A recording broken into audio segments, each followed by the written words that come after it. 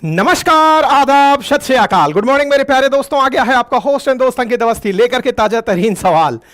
खबर इंटरेस्टिंग है। क्या खबर है? नेतन्याहू ने, आप और हम जिस समय दुनिया की चर्चाओं में व्यस्त थे, इन भाई साहब ने यमन पर हमला कर दिया है। आपको यह मालूम है इजराइल और गाजा लंबे समय से कन्फ्लिक्ट चल रहा है। लंबे समय से चल रहे इस कन्फ्लिक्ट को दुनिया पूरी तरह से देख रही है। सुर्खियां हैं कि यहां बैठा इजराइल यमन पर इस एरिया में हमला कर देता है, हमला करता है। लोगों के मरने की, घायल होने की खबरें भी आती हैं। मतलब आप अभी तक यही मामला निबट रहे थे, अब आप यहां तक आ गए और यहां आकर के हमला बोल दिए हैं। हेडिंग बनती है, Netanyahu strike on Houthi port shows Israel will reach enemies however far away. और कहां हमला हुआ है? तो हदैबा पोर्ट करके यहां पर एरिया है। मतलब एक तरह से ये समझिए, पहले लोकेशन समझ लीजिए, खेल सारा समझ में आ जाएगा। मतलब अब आप अंतरराष्ट्रीय विषयों के जानकार हैं। इधर देखिए, ये पूरा क्षेत्र समझ में आ रहा है आपको। इजराइल वाला क्षेत्र है। इजराइल से रेड सी के अंदर आपको पहुंचना है तो यहां स्वेज कैनाल है। स्वेज कैनाल से निकलकर रेड सी में आए, रेड सी से होकर के यहां बाबे मंडल स्ट्रेट से गल्फ ऑफ आदेन और इंडिया की यात्रा करते हैं अपन। ऐसी स्थिति में यहां पर यमन के पास में हदाइबो पोर्ट करके जगह है। हदाइबो पोर्ट मतलब बंदरगाह है। उस बंदरगाह पर इजराइल का हमला हुआ है। और इजराइल का हमला क्यों हुआ है? क्योंकि इजराइल का कहना है कि ईरान से यहां से होते हुए वेपन्स इस जगह पहुंचाए जा रहे थे। कहां पहुंचाए जा रहे थे? इस जगह। तो ये कौन लोग हैं? हूतिये रहते हैं यहां पे। ये कौन है? ये वो लोग हैं जो कि यमन के 1/3 हिस्से पर नियंत्रण रखते हैं। यमन की राजधानी है सना और सना पर इनका कब्जा है। ये हूती हैं कौन? असल में ये शिया मिलिटेंट्स हैं। ईरान जो कि शिया राष्ट्र है, उसके समर्थन से यहां पर यमन पर कंट्रोल रखने वाली यमन की 35% आबादी हूतियों की है। हूती और हदी यहां के 2/3 क्षेत्र पर नियंत्रण रखते हैं। हदी जहां नियंत्रण रखते हैं वो ही अपनी सरकार भी बनाकर रखे हैं, लेकिन प्राइम लोकेशंस पर कब्जा हूदियों ने किया हुआ है। और यहां पर जो हदी हैं, इन्हें समर्थन प्राप्त है सऊदी अरब का और यूएई का। तो एक प्रकार से यमन का 2/3 हिस्सा सुन्नी बहुमत से चल रहा है और 1/3 हिस्सा शिया बहुमत से चल रहा है। शिया सुन्नी का यह कन्फ्लिक्ट बैटल ग्राउंड बना हुआ है और यहां रहने वाले जो शिया हैं वही ईरान के समर्थन में और गाजा पट्टी के समर्थन में इजराइल पर हमला कर रहे थे। कैसे कर रहे थे? याद करिए, मैंने आपको बताया था कि 7 अक्टूबर को, अब थोड़ा सा मैं स्थिति को आपके सामने वापस रिवाइंड करा देता हूं सो दैट अब आप इस कहानी की स्टोरी को समझ पाएं। इन्होंने इन पर कैसे कैसे हमले किए, कैसे दुनिया के ट्रेड को रेड सी के माध्यम से रोका, सारी बातें मैं याद दिलाता हूं। देखो, 7 अक्टूबर के दिन गाजा पट्टी से कुछ हमास के लड़ाके आतंकी बनकर अंदर एंट्री करते हैं, इजराइल के अंदर हमला करते हैं। तस्वीरें बाहर आती हैं किस तरह से ये लोग घुसे। इसके बाद इजराइल के बहुत सारे लोगों की जान चली जाती है। कुछ लोगों का अपहरण करके यही लोग अपने साथ ले जाते हैं। हमास के लड़ाकों का इस तरह से ले जाना यहूदियों को बिल्कुल पसंद नहीं आता और वो उसका बदला लेने निकल पड़ते हैं। तस्वीर गाजा की पूरी बदल देते हैं। जो गाजा पहले तरह से सेटल्ड एरिया था वो बाद में पूरी तरह से निस्तनाबूद हुआ। लगभग हर क्षेत्र पर आपको बम के निशान अभी गूगल इमेज के अंदर दिखाई दे रहे हैं। ठीक है, आज का अपडेट है कि लगभग 39,000 लोग गाजा के अंदर मारे जा चुके हैं। ये वो नंबर है, इतने लोग मारे जा चुके हैं। कितने विस्थापित हुए, कितने गरीब रह गए, कितनों के घर टूट गए, कितने बीमार हैं, कितने हॉस्पिटलाइज्ड हैं, कितनी सेवाओं से वंचित हैं, उनका नंबर नहीं है। ये नंबर मरने वालों का है, लेकिन जो इस वजह से लोग मरेंगे उनकी संख्या बहुत बड़ी हो सकती है। ये तो नंबर है फिलिस्तीन का। अब इस फिलिस्तीन के नंबर में बड़ा कारण जो इजराइल बोल रहा है वो ये है कि हमारे बहुत सारे लोगों को बंधक बना करके हमास के लड़ाकों ने गाजा पट्टी के अंदर रखा हुआ है। जब तक वो वापस नहीं हो जाते तब तक हम हमला करते रहेंगे। ठीक है, हमने इस पर पूरी तरह से काफी कवरेज की है और आप लोगों ने उन्हें देखा भी है। लेकिन उसके समर्थन में, यानी कि एक तरह से कहिए गाजा के समर्थन में बहुत से लोगों ने आने का प्रयास किया। बहुत सारा देश, दुनिया भर के बहुत से मुस्लिम राष्ट्र और बहुत सारे मुसलमान जो दुनिया भर में हैं, उन्होंने इसे यहूदी वर्सेस मुसलमान कहा। और ऐसी स्थिति में मुस्लिम लोग जहां जहां दुनिया में हैं, उन्होंने गाजा के समर्थन में अपनी तरह का प्रयास, प्रदर्शन, जो भी सहायता देनी है वो सब किया। इस बीच में यहूदी, यहां पर जो रहने वाले, यमन के अंदर रहने वाले जो हूती हैं, उन्होंने इजराइल को नुकसान पहुंचाने का तरीका ढूंढा। क्या तरीका ढूंढा? बोले इस रेड सी से होकर बड़ा व्यापारिक मार्ग निकलता है, यहां से होकर के जहाज निकलते हैं, जहाज निकलते हैं, बड़ा सारा सामान लेकर जाते हैं। तो ऐसा कई जगह हुआ कि यहां से निकलने वाले जो व्यापारिक मार्ग के जहाज हैं, उन पर ईरान के हवाई जहाजों से उन्हें रोकने का प्रयास किया गया। और तो और यहां पर बाबे मंडल क्षेत्र में यमन में रह रहे आतंकियों ने खूब सारी जगह से बम गोले चलाए उन जहाजों पर जो यहां से आ रहे हैं, विशेष रूप से वो जहाज जो किसी ना किसी प्रकार से इजराइल से संबंधित हैं। इजराइल से नहीं भी संबंधित हैं तो पश्चिमी देश जो कि इजराइल का समर्थन कर रहे हैं, उनके समर्थक हैं। और अगर ऐसा है तो उनको टारगेट करने का यमन में प्रयास हुआ। यमन में ये वाला जो प्रयास हुआ, इसके चलते दुनिया को बहुत नुकसान पहुंचा। नुकसान इतना पहुंचा कि पहले जो ट्रेड रूट यहां से होकर निकलता था वाया स्वेज कैनाल, यानी कि मेडिटेरेनियन सी, स्वेज कैनाल, रेड सी, बाबे मंडल, गल्फ ऑफ आदेन, और यहां तक पहुंचने वाला जो सामान होता था, जो लगभग, अगर किसी को मान लीजिए कि मेडिटेरेनियन सी से होकर आना है तो 15 दिन का काम है, अगर उसको घूमकर आना पड़ गया नीचे केप ऑफ गुड होप से, तो वो लगभग 2.5 गुना टाइम लेने लग गया, जिससे अंतरराष्ट्रीय व्यापार बहुत महंगा हो गया। यानी कि मेडिटेरेनियन सी का जो वाया स्वेज कैनाल रूट है, ये बाधित हो गया। और ऐसी स्थिति में लंबा चौड़ा घूमकर, स्ट्रेट ऑफ जिब्राल्टर से घूम करके, अटलांटिक ओशन में साउथ से होते हुए, केप ऑफ गुड होप से होते हुए, मेडागास्कर होते हुए सामान को पहुंचना शुरू हुआ। यानी कि एक जगह पर मार्ग बाधित होने का नुकसान मार्ग में बाधा के रूप में उत्पन्न हुआ, लंबे समय में सामान पहुंचना शुरू हुआ। इस यमन में हुए हमलों को भी हमने कवर किया था। आपको याद होगा कि मिसाइल अटैक जब यमन के हूती कर रहे थे रेड सी में, तो उस पर भी काफी ज्यादा न्यूज बनी थी और हमने उन न्यूज को भी आपके सामने कवर किया था। परिणाम यह निकला कि अमेरिका ने यमन पर इन हूती रिबेल्स के ऊपर 5 देशों के साथ मिलकर हमला किया था। यह भी मैंने आपको जनवरी 12 के दिन बताया था कि देखिए कैसे कैसे अमेरिका ने बदला लिया। ठीक है साहब, फिलहाल के लिए Yemen, Iran, Iraq, Syria, Lebanon, West Bank, Gaza पट्टी, ये सब एक तरह से वो हैं जो कि अपने आप को इजराइल का विरोधी मानते हैं और इजराइल पर हमला करना चाहते हैं। ईरान खुलकर इस बारे में सामने आ रखा है कि भाई मैं तो बदला लेकर रहूंगा। ईरान जिनसे बदला लेना चाहता है वो इजराइल है, और इस काम के लिए उसने लेबनान के अंदर हिजबुल्लाह नामक जो आतंकी संगठन है उसको समर्थन दे रखा है। ऐसे ही सीरिया के अंदर खुद ने पांव जमा रखे हैं, और यहां की बशर अल असद सरकार जो कि शिया सरकार है, वो पूरी सरकार ही इजराइल विरोधी है। तभी गोलन हाइट्स पर आए दिन कन्फ्लिक्ट की खबरें सुनने को मिलती हैं। ऐसे ही यमन में जो यहां हूती रहते हैं वो पूरी तरह से इजराइल विरोधी हैं। गाजा के अंदर रह रहे जो हमास के लड़ाके हैं, उनके हमले से तो सारी बात समझ में ही आ गई। इन सबको कहीं ना कहीं से ईरान का बैकग्राउंड प्राप्त है, ईरान का समर्थन प्राप्त है। ईरान का यही समर्थन इस पूरी जगह पर एक तरह से कहिए कि एप्पल ऑफ डिस्कॉर्ड बना हुआ है। अगर ईरान पीछे ना हो तो संभवतया ये वार इतनी लंबी ना चले, क्योंकि इसने प्रॉक्सी वार छिड़वा रखी है। उसका कारण जो भी हो, क्योंकि ईरान जो है वो खुद इजराइल से पीड़ित है। ईरान का मानना है कि भैया तुम इजराइल वालों ने मेरा बहुत नुकसान पहुंचाया है। यार इनका प्रेसिडेंट तक मर गया, इनके यहाँ पर जो सुलेमानी था, इनकी खुद फोर्सेट का जो हेड था वो मर गया, इनके यहाँ पर फकीर जादे जो वैज्ञानिक था जो न्यूक्लियर वेपन बना रहा था वो मर गया। इनको जो नुकसान इजराइल ने वहां से बैठकर पहुंचाया है, तो ईरान उसका अपने तरीके से बदला ले रहा है। मतलब ये पूरा क्षेत्र पैसे वालों का क्षेत्र है, गजब लड़ाई लड़ रहा है। पैसे वाले क्यों हैं? क्योंकि तेल मिल गया है, पैसा संभल नहीं रहा, आपस में लड़ाई झगड़े चल रहे हैं। अब लड़ाई झगड़ों में इन लोगों का डायरेक्ट वॉर ना होकर प्रॉक्सी वॉर छिड़ रहा है। प्रॉक्सी वॉर में यमन अपनी तरफ से इन पर हमला करने के लिए निकल पड़ता है।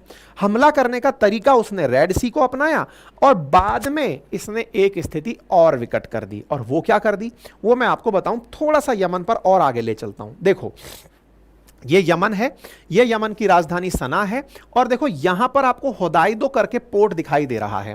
ये हुदाइदा करके जो पोर्ट है ना, समुद्री बंदरगाह, ये रेड सी में वो पोर्ट है जो यमन को रेड सी पर जबरदस्त नियंत्रण देता है। मतलब ये मानकर चलिए कि इस पूरे को, ये जो पिंक एरिया आपको दिख रहा है, यहां हूतियों का कंट्रोल है और इस क्षेत्र से ही रेड सी को टारगेट किया जा रहा है।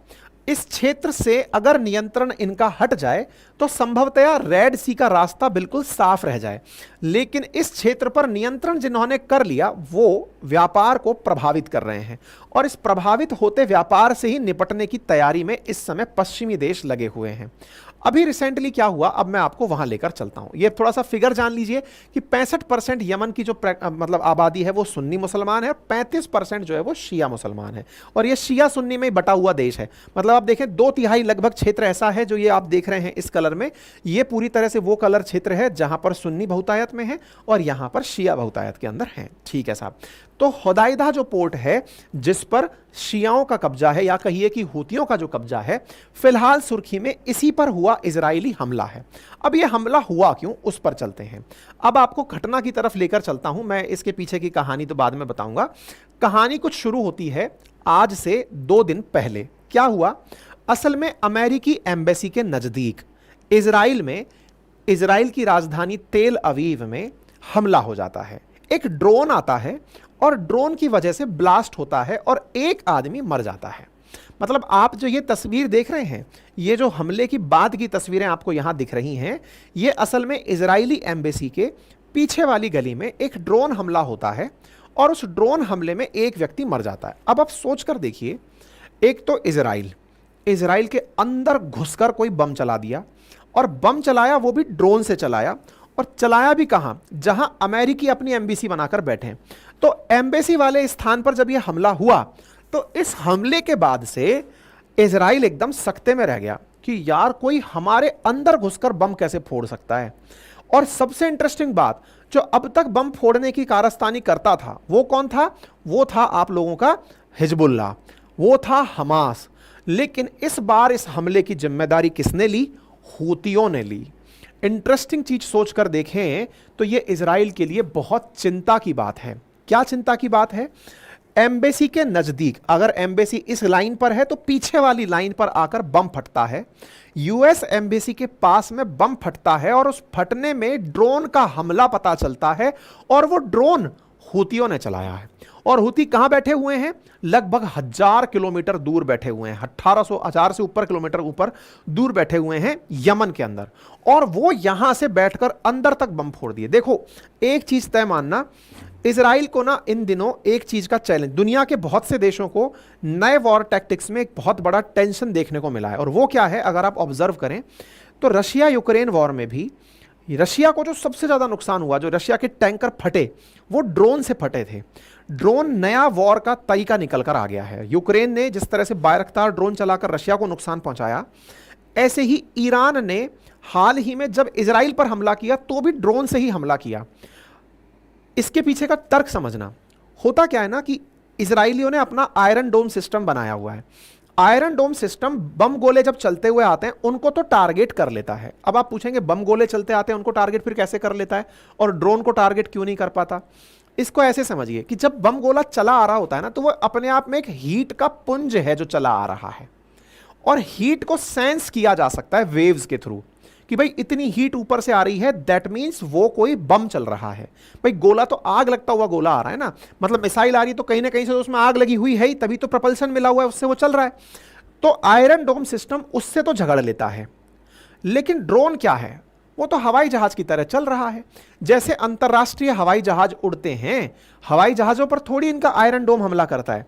और ड्रोन क्या कर रहा है कि ये उस रेडियो वेव की रेंज से, जहां से रडार क्या करता है, जैसे हवाई जहाजों को रडार कैसे कैप्चर करता है, रेडियो वेव्स का इमिशन होता है, रेडियो डिटेक्शन एंड रेंजिंग की जो नाम होता है ना रडार का।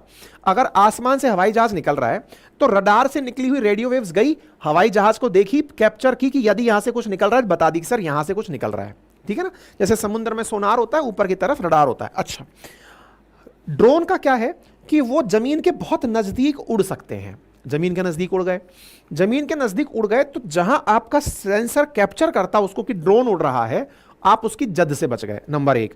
नंबर दूसरा, फ्लाइंग ऑब्जेक्ट है वो, उसमें आग तो लगी हुई है नहीं, जिस तरह हवाई जहाज चल रहे हैं ऐसे वो चल रहा है, आग नहीं लगी हुई है, तो इसका मतलब एक बात और है, और वो क्या है, आग लगी है तो पकड़ में आ रहा है, नहीं लगी है तो पकड़ में नहीं आ रहा है। इसी का ही संभावित कारण क्या निकला कि इजराइल पर 2 बार सक्सेसफुल अटैक हो पाए। और मुझे क्या लगता है ना, आने वाले समय में अगर इजराइल ड्रोन से निपटने की टेक्निक नहीं लाता, तो जैसे भर भर कर हमले इजराइल के ऊपर बमों से करता आया है हिजबुल्ला, या फिर इधर से गाजा पट्टी से हमास ने किए, ऐसे ही एक दिन होगा जहां ड्रोन्स की बारिश होगी और इजराइल को बहुत बड़ा नुकसान ये लोग पहुंचा सकते हैं। मतलब ये टैक्टिक्स है, वॉर टैक्टिक्स है, जिसका कि एक तरह से ये लोग टेस्टिंग कर ले हैं, है ना। तो जो हूती है ना, वो अमेरिका के अंदर, सॉरी, अमेरिकी एम्बेसी जहां पर बनी हुई है, इतने सिक्योर्ड एरिया में जाकर गोला फोड़ देते हैं और जिम्मेदारी और ले लेते हैं और कहते हैं कि हाँ हमने फोड़ा है। और ऐसी स्थिति में इजराइल का एक नागरिक मर भी जाता है, 10 लोग घायल भी हो जाते हैं। इस बात के बाद में जब हूती के आर्म्ड फोर्सेस ने साफ साफ सोशल मीडिया पर कहा कि हमने तेल अवीव को टारगेट किया है, और जो कि एक पैलेस्टाइनियन, मतलब ऑक्यूपाइड पैलेस्टाइन है, हम इजराइल तो बोलते ही नहीं है, कि पैलेस्तीन पर कब्जा करके रखा हुआ, उस जगह पर हमने टारगेट की। ये चीज जो कि बाईपास कर गई इंटरसेप्टर सिस्टम को, इसकी मतलब समझिए कि ये रडार के कैप्चर में नहीं आई। इसकी गंभीरता समझिए कि हमला हुआ, रडार की नजर में नहीं आया, इंटरसेप्टर्स पकड़ नहीं पाए, और जाकर अमेरिकी एम्बेसी, ये तो भाई अमेरिकी एम्बेसी पर नहीं हुआ, और ये सोची समझी साजिश थी। अमेरिकी एम्बेसी पर हो जाता तो यमन खत्म ही हो जाता, क्योंकि फिर तो ये अमेरिका वर्सेस वो हो जाता सीधा यमन, और इतना यमन में हिम्मत नहीं है, या ईरान में भी नहीं है कि डायरेक्ट अमेरिका के मुंह में जाके कूदे। इजराइल को ही बस वो बनाया हुआ है कि तुम ही लड़ो बेटा, संघर्ष तुम ही करो। इजराइल पर हमला किया, लेकिन यह भी दिखा दिया कि देखो जब हम इतना दूर पहुंच सकते हैं तो हम बेटा अमेरिकी एम्बेसी में भी बम फोड़ सकते हैं। ये बहुत बड़ी बात है। ऐसी स्थिति में अब आप सोचकर देखिए कि 200 से ज्यादा मिसाइल और ड्रोन 7 अक्टूबर से लेकर अब तक ये लोग चला चुके हैं, जिनमें से 150 ड्रोन चला है, और एक ड्रोन इतना अंदर तक अगर पहुंचता है तो ये तो इजराइल के लिए बड़ी चिंता की बात है। और इसी चिंता की बात के बाद क्योंकि ये हमला हुआ, तो इनके ऊपर एक सवाल खड़ा हो गया इजराइल के ऊपर कि तुम्हारे ऊपर इतनी दूर से आकर कोई हमला कर गया तो तुमने क्या किया। तो बोले हमने बदला लिया। और बदला कैसा लिया? ये लो, हमने इजराइल की तरफ से इनके ऊपर हदायबा पोर्ट, जो कि यहां का पूरी तरह से आर्म एम्यूनिशन रखा हुआ है, जहां से तेल के भंडार हैं यमन में, हमने वहां जाकर हमला कर दिया। और ये देखिए, ये इजरायली हमला है जो बदले की कार्रवाई के रूप में हुआ है। मतलब एक प्रकार से ये समझिए, अगर एएफपी न्यूज की बात को माना जाए तो हूती विद्रोहियों का जो कब्जे वाला होदेदा पोर्ट है और उसका जो पावर स्टेशन है उसको टारगेट बनाया गया, और यह होदेदा पोर्ट के ऊपर यहां पर हमला हो गया। कहानी समझ में आई कैसे पटकथा लिखी गई? 2 दिन पहले अमेरिका के, मतलब इजराइल के तेल अवीव में हमला होता है, और उसके बदले में यहां पर हमला हो जाता है। क्या लगता है आपको, यह बदले की कार्रवाई आगे ठंडक पहुंचाएगी? अब ये लोग फिर से इस ट्रेड को प्रभावित करेंगे, यानी अंतरराष्ट्रीय ट्रेड फिर से संकट में है। संभव है कि आने वाले समय में यहां पर फिर से हूती इस मार्ग को अवरुद्ध कर दें। बड़ी संभावना है, क्योंकि ये लोग आने वाले समय में इजराइल का तो क्या ही है, इजराइल के लिए तो जाओ जिसको जहां से जाना है, लेकिन उसकी वजह से अब यहां पर फिर से रेड सी संकट में आने वाला है। लेकिन इजराइल इसको ऐसे बता रहा है कि देख लो, ये लोग अब हमारे घर तक घुस आए हैं, दुनिया वाले समझ लो, रेड सी का जो यात्रा अगर सुनिश्चित रखना है तो फिर हूतियों को यहां से हटाना पड़ेगा। और अगर ये हूतियों को हटाने के बारे में सोचते हैं तो फायदा किसको मिलेगा? सऊदी और यूएई को मिलेगा। क्यों?